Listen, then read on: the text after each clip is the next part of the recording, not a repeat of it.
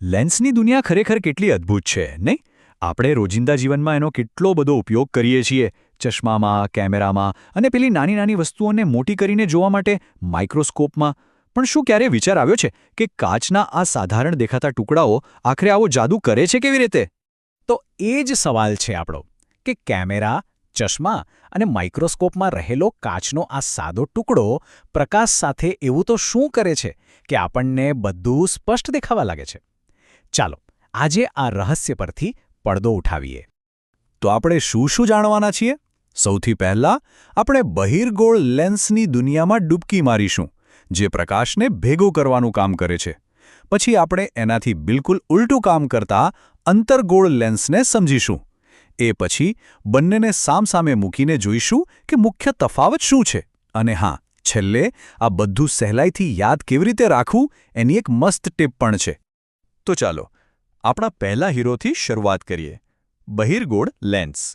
આનું મુખ્ય કામ છે પ્રકાશના કિરણોને એક જગ્યાએ ભેગા કરવાનું. તો બહિર્ગોળ લેન્સ એટલે શું? બહુ સિમ્પલ. જે લેન્સ વચ્ચેથી જાડો અને કિનારીઓ પર પાતળો હોય, જાણે એનું પેટ બહાર નીકળ્યું હોય.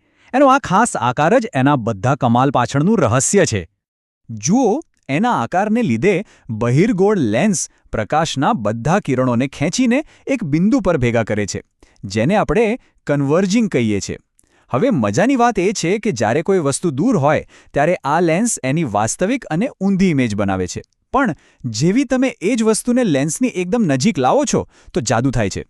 ઇમેજ સીધી અને મોટી દેખાવા લાગે છે. બસ આ જ તો બિલોરી કાચનો સિદ્ધાંત છે. અને એના આ જ ગુણધર્મોને કારણે એનો ઉપયોગ પણ બધી ખાસ જગ્યાએ થાય છે. જેમ કે જેમને દૂરનું જોવામાં તકલીફ હોય એમના ચશ્મામાં, કેમેરામાં એકદમ શાર્પ ફોટો પાડવા માટે, અને માઇક્રોસ્કોપમાં સૂક્ષ્મ જીવોને મોટા કરીને જોવા માટે આ બહિર્ગોળ લેન્સ જ વપરાય છે. ચાલો હવે વાત કરીએ આપણા બીજા હીરોની, જે બહિર્ગોળ લેન્સથી એકદમ વિરુદ્ધ કામ કરે છે. આ છે અંતર્ગોળ લેન્સ, અને એનું કામ છે પ્રકાશને ફેલાવી દેવાનું. એનો આકાર જુઓ, બહિર્ગોળથી બિલકુલ ઉલટો. અંતર્ગોળ લેન્સ વચ્ચેથી પાતળો અને કિનારીઓ પર જાડો હોય છે, જાણે અંદરની તરફ વળેલો હોય કોઈ ગુફા જેવો.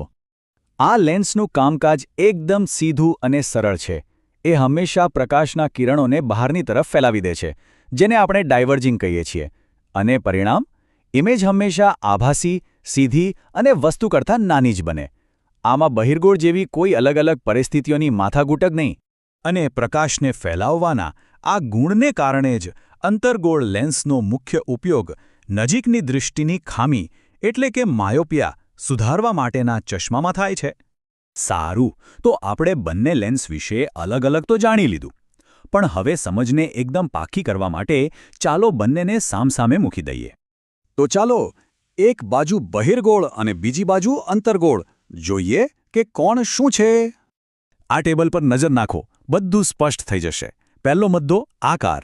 બહિર્ગોળ વચ્ચેથી જાડો, અંતર્ગોળ વચ્ચેથી પાતળો. બીજું કામ. બહિર્ગોળ કિરણો ભેગા કરે, અંતર્ગોળ ફેલાવે. ત્રીજું ઇમેજનો પ્રકાર. બહિર્ગોળ વાસ્તવિક અને આભાસી બંને બનાવી શકે, જ્યારે અંતર્ગોળ માત્ર અને માત્ર આભાસી ઇમેજ જ બનાવે.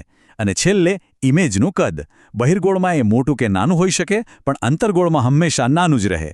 જોયું કેટલા અલગ છે બંને? હવે સવાલ એ થાય કે આટલી બધી માહિતી યાદ કેવી રીતે રાખવી? પણ ચિંતા ના કરશો, એનો પણ એકદમ સહેલો રસ્તો છે. આ બધું કોઈ જાદુ નથી.